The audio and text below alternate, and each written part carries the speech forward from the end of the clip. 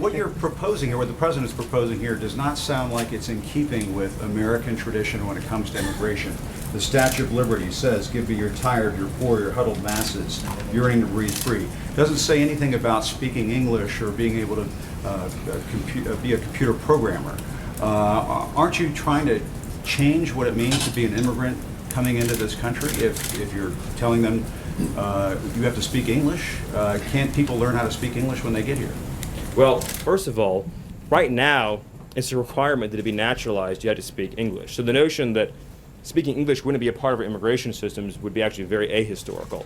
Secondly, I don't want to get off into a whole thing about history here, but the Statue of Liberty is a symbol of liberty enlightening the world. It's a symbol of American liberty lighting the world. The poem that you're referring to that was added later is not actually part of the original Statue of Liberty, but more fundamentally, the history, but more fundamentally, you're saying the that history. That does not represent. I'm saying that what I'm the saying that country the has always notion. thought of I'm as saying the notion that the. immigration coming into this I'm saying the country?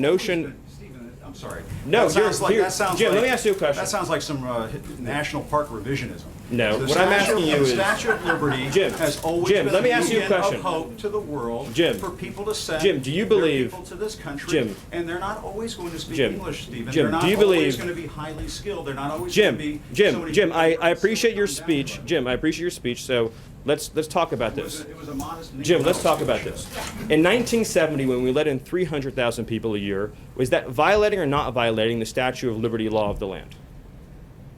In the 1990s, when it was 500,000 a year, was it violating or not violating the Statue of Liberty law of the land?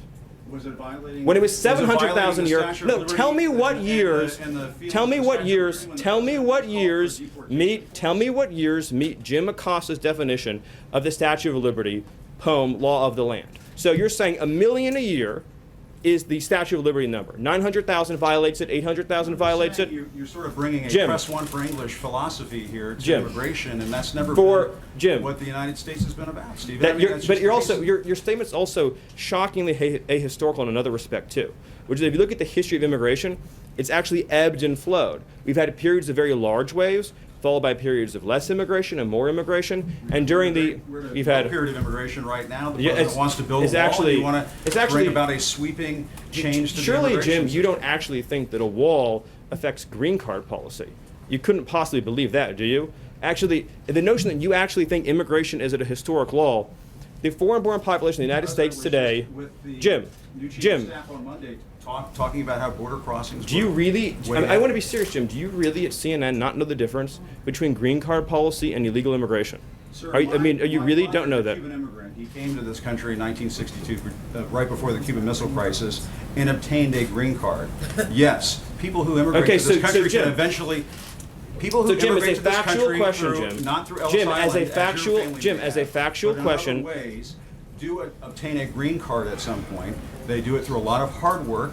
And yes, they may learn English as a second language later on in life. So, but this Jim- whole notion of, well, they could learn, they have to learn English before they get to the United States. Are we just going to bring in people from Great Britain and Australia? Jim, as actually, I have to honestly say, I am shocked at your statement that you think that only people from Great Britain and Australia would know English. It reveals your cosmopolitan bias to a shocking degree that in your mind, no, this is an amazing moment. This is an amazing moment. That you think only people from Great Britain or Australia would speak English is so insulting to millions of hardworking immigrants who do speak English from all over the world. Jim, have you honestly never met an immigrant from another country who speaks English outside of Great Britain and Australia? Is that your personal experience? Of course, there are people who come. But into that's this not what country you from other said, parts of the and world. it shows your cosmopolitan bias. And I just want to It say, sounds like to you you're trying to engineer the I just wanna racial say- and ethnic flow of people into this country. through Jim, this that is one of policy. the most outrageous, insulting, ignorant, and foolish things you've ever said. And for you, that's still a really the notion that you think that this is a racist bill is so wrong and so insulting. Jim, the reality is that the foreign-born population into our country has quadrupled since 1970. That's a fact. It's been mostly driven by green card policy. Now, this bill allows for immediate nuclear family members to come into the country, much as they would today, and then it adds an additional points-based system.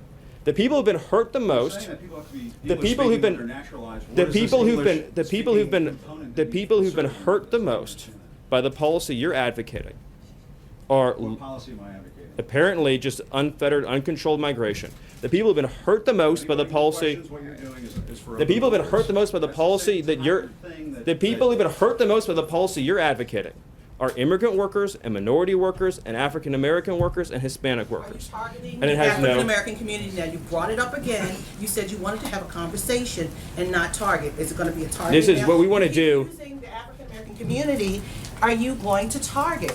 I'm not trying to be funny. But right, you and keep I know what you're this. saying, is 100% correct. Thank you. We want to help unemployed African Americans in this country and unemployed workers of all backgrounds get jobs. And insinuations like Jim made, trying to ascribe nefarious motives to a compassion immigration measure designed to help newcomers and current arrivals alike, is wrong. And this is a positive, optimistic proposal that says 10 years, 20 years, 30 years from now, 10 years, 20 years, 30 years from now, we want to have an immigration system that takes care of the people who are coming here and the people who are already living here by having standards, by having a real clear requirement that you be able to support yourself financially, by making sure that employers can pay a living wage. That's the right policy for our country, and it's the president's commitment to taking care of American workers. I apologize, Jim, if things got heated, but you did make some pretty rough insinuations. So thank you. I don't know what Thank you. rough insinuations.